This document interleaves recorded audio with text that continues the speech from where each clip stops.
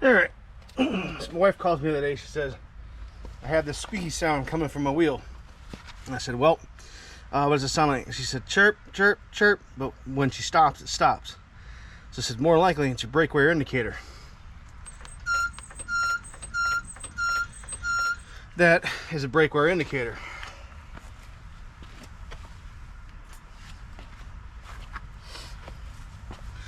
Brake wear indicator is this guy right here. When your pad is rubbed down to that point, that thing rubs on your rotor, lets you know that, hey, it's time to change the brakes. And to show you what the old brakes look like,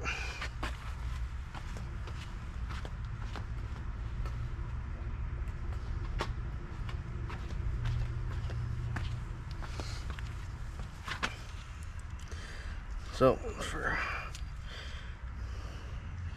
much difference in thickness between that one and that one. See, that indicator on that driver's side was not rubbing yet, but it was really, really close to rubbing. You see the difference. So it's time to change some brakes. Now, in their infinite wisdom, shoot, where's my 20 mil? In their infinite wisdom, Kia decided to make these 3/4. Well, I don't have a 3/4 impact, so we're using a 21. Yeah, I know. Sue me.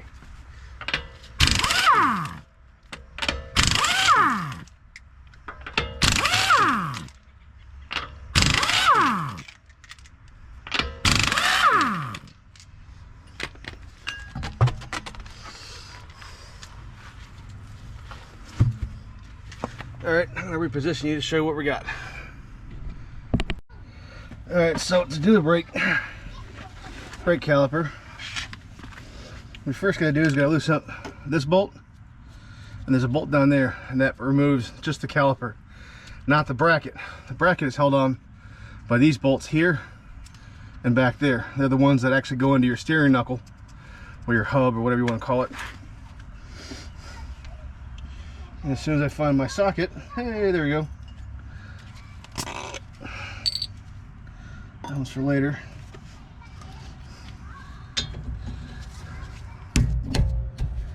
Yep, that one's a lot tighter than the other one.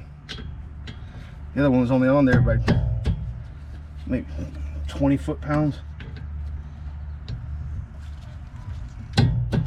Now the spec in my Haynes manual says that these are supposed to be between 50, what was it, 53 and 73? Or 50 something and 73? I don't know, that just feels wrong. So I did the driver's side at 42. Why 42? Well, it's because it's the ultimate answer to the ultimate question. 42. If you're this car is a little bit newer, we got it brand new. Sometimes these things can be stuck on, so just take your, actually here, hold on, I'll try to do this right.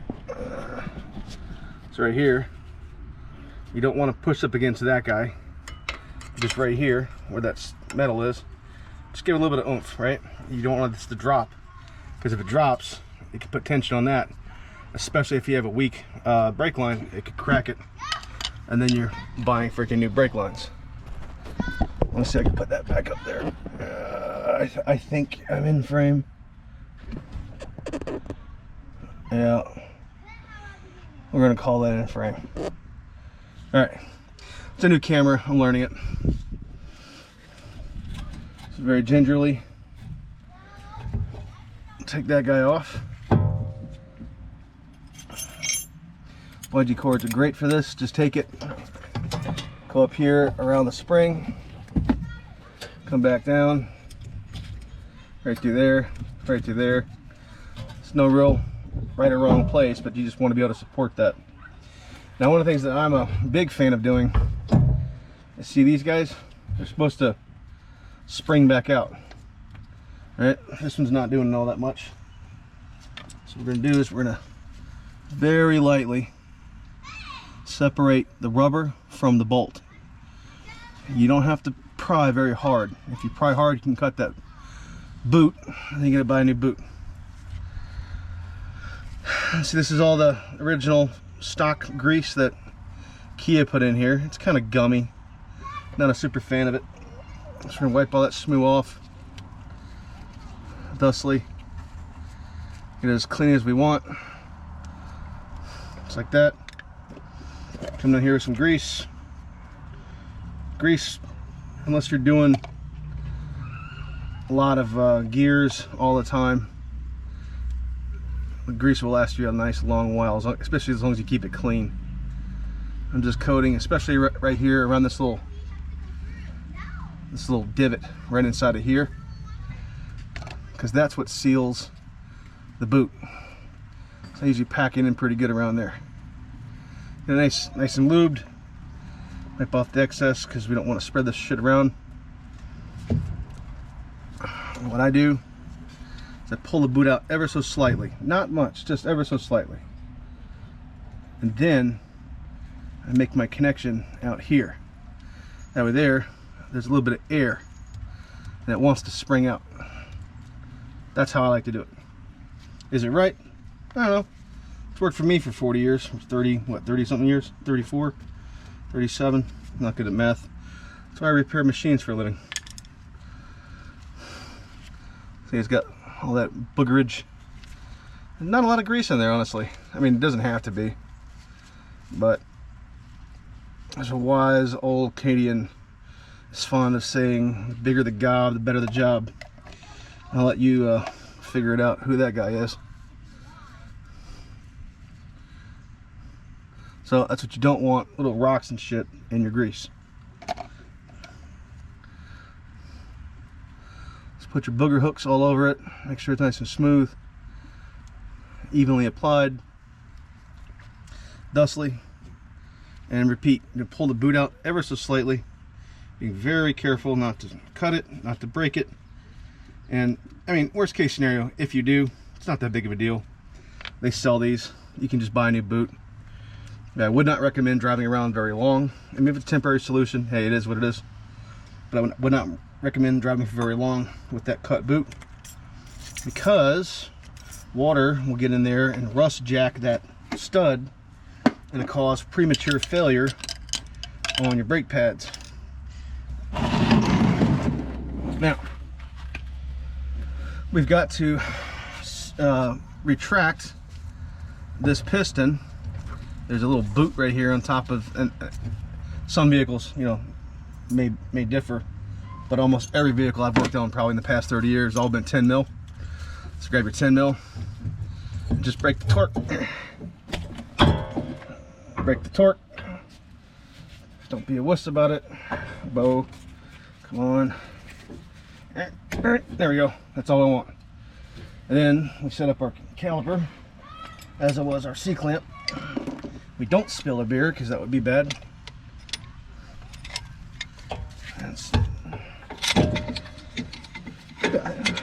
I'm digging this new camera. To actually do things without having to hold the stupid thing. Alright, this is very, very light pressure. So I'm just going on the back of that little bolt right there. I'm just going to get it until it kisses. Right about there. Now, going to put a little bit of pressure on it. I'm going to open this bleeder screw.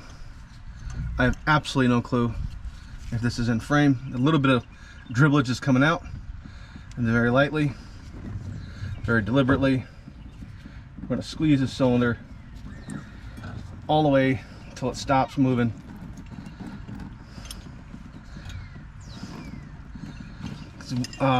When I learned auto mechanics back in the 90s, right or wrong, you know, they would just force this cylinder in without opening up the bleed screw, and I've since learned that was a bad thing.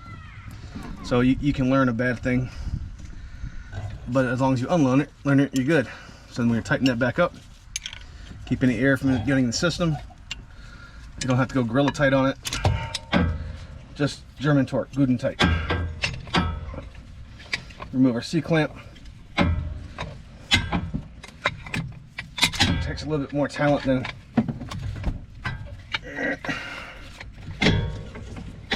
There we go. And that's where the benefit of these little bungee cords come in, because they kind of hold it up there, prevents damage. Throw that guy out of the way. We're not gonna need him anymore. Let me check. Am I still recording? I have no fucking clue. I think I am, although my screen right here is going off. So, pull this pin. I'll show you here in a second. You know what? I'll show you right now.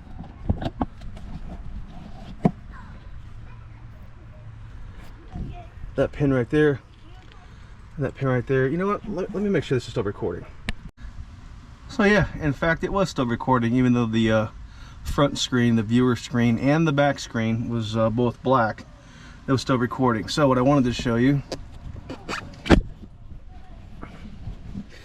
these freaking guys. Just want to pop these off. They come out of these little holes, there and there. Get both of them. We're not going to need those. Go ahead and save it just in case your kit doesn't come with it, but it probably does. And now, how am I going to position the standby? Alright. So in this particular model, they've got these little brackets. There's one here, one there. Looks like this guy. Actually, it goes thusly. So there's these little keepers here and there.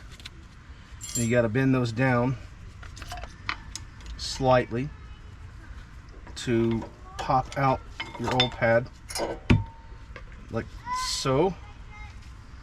And the other side, now I know I've got new ones, so I can break the shit out of these and not really have to worry about it. But what I don't want to do is I don't want to do any damage to this rotor. I'm gonna wedge my big ass underneath this vehicle. Hold on.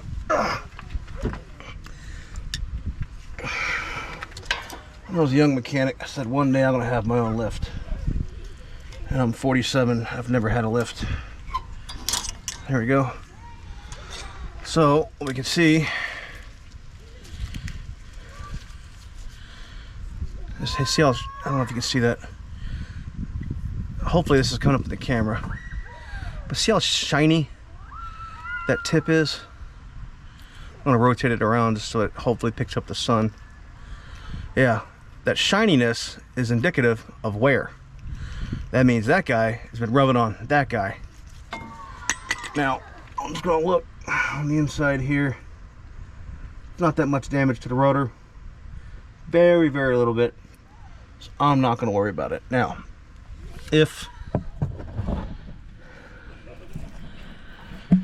you see like a heavy groove on the inside here, where that indicator was hitting, you're gonna wanna replace that rotor. But I don't see it, so I think we're okay. And again, forgive me, this is a new camera. I'm trying stuff out.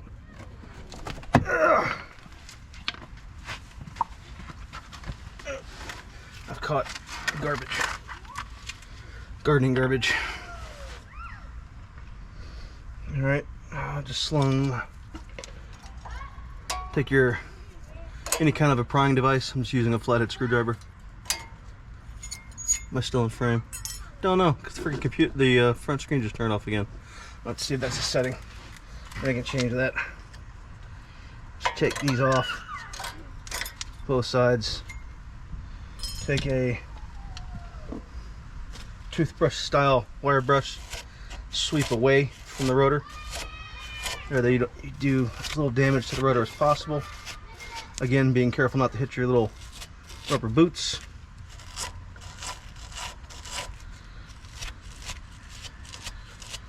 And then take your new shiny tension bracket, snap that into place. Now on mine, it takes a little bit of coercion. So I'm slightly prying up against, kind of more like wiggling. Not really prying. Just to make sure that there's two spreaders here and there fit firmly down in there. Because if this is out of whack, out of alignment, you're going to fight with it when you put your pads on here in a moment. Now, I'm certain there's somebody out there that's going to say, no, you don't do it that way. Well, like I said, I've been doing it for an awfully long time. And unless I'm told what I'm doing is wrong, I keep doing it. I'm just taking a little bit of grease and just lightly fluffing these little areas. You don't want to have any grease on your bearing surface for your brakes, but I just do these little areas right here because it helps, at least I think. I have never seen any reason not to. It just helps that brake shoe pad, whatever. There is a difference. Words are important, but words are hard. This helps that brake pad just glide ever so carefully. Oh yeah, it also helps if you put both brackets in. So I'm used to doing this without a camera.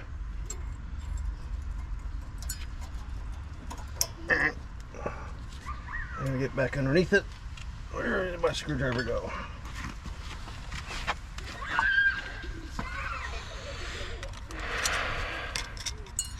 So just right there, ever so slightly, just pushing it up, making sure it's centered on the rotor.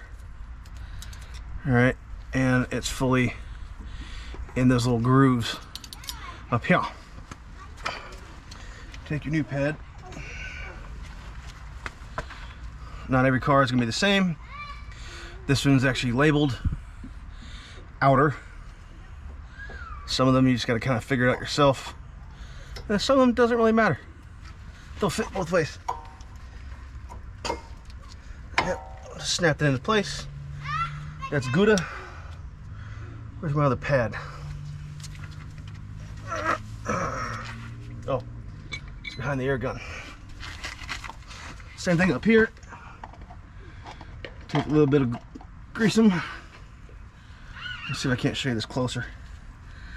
Just a little bit on these little tips. Just like that. Not a lot, just enough.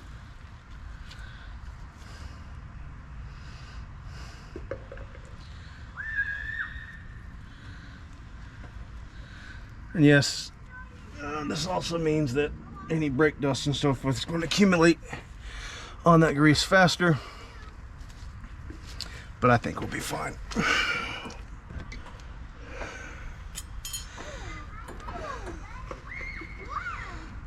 And I'll do the bottom first, like that, and then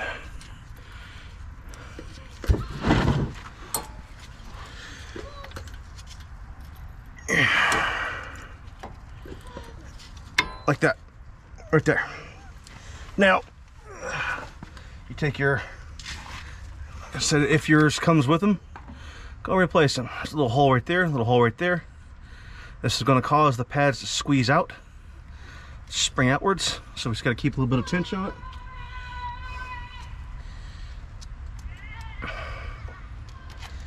See, it's starting to work its way out. Then we just take our, oh, I forgot to spray this. All right, so while I'm holding that, you know what, I'll just edit it out. Stand by. So I'm just using this C-clamp here to maintain the pads up against the rotor while I get my drip pan here. You can use brake cleaner. I just happen to have some electric parts, excuse me, cleaner. We're gonna use that. We just want to clean up any of that that old brake fluid that may have dripped all over your caliper, which more than likely it did. And there's a couple of reasons for this. There's actually a few reasons for that. One is you don't want any dirty schmoo in here as much as possible. Let's go and replace that boot for the end. This goes back on the little bleeder. We're going to disconnect our C-clamp, keeping pressure while I'm doing that. So one is you want to keep this area as clean as possible because the brakes are very, very important. Another reason you want to spray it off is that, you know, this being my wife's car, if you take this vehicle into a service shop for an inspection or something, they can falsely believe that you've got a brake leak and then try to finagle their way into your pocketbook saying that, you know, they need to change your brakes for $200 and $300 for labor, when this is one of the easiest freaking things you can do. save yourself some money. All right, so the bottom is pushed in, let it fall like that. Get your screw, put it on here, and then it's gonna rotate, isn't it, you son of a bitch? All right, take our socket wrench, tighten her up, and see it spinning, no big deal. We get a wrench. So I need a spanner wrench, which I don't have. So I'm gonna try to hold this a little bit. 38.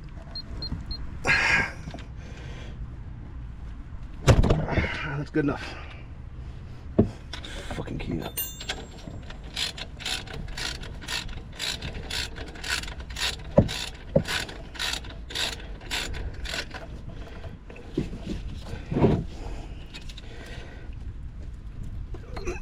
They engineer these things to be worked on by people with lifts, but you and I don't have a lift. This is the first time I ever tried torquing. There's 40, that's good enough. It's the first time I ever tried torquing one of these. I just do it by hand. You go until you can't go, and then go a little bit more, and you're done. All right, now we just put the wheel back on, and that's it. Oh yeah, when you start the vehicle, just know your brakes are going to have to readjust because we push the piston past the point of application. So when you first start, don't immediately go on the highway and start tailgating people. You're probably gonna have a bad day. So just make sure your brakes are good to go. Doing a functions check with the vehicle on, and you'll be fine. Hope that helped. As I'm looking over here at my yard apparently now because I hit the camera. Brilliant. Yeah, hope that helps. Got any questions, put them down below. And I got a lot more work to do, and I don't have time to be messing around with the camera. So hope you enjoyed it. Hope it helps.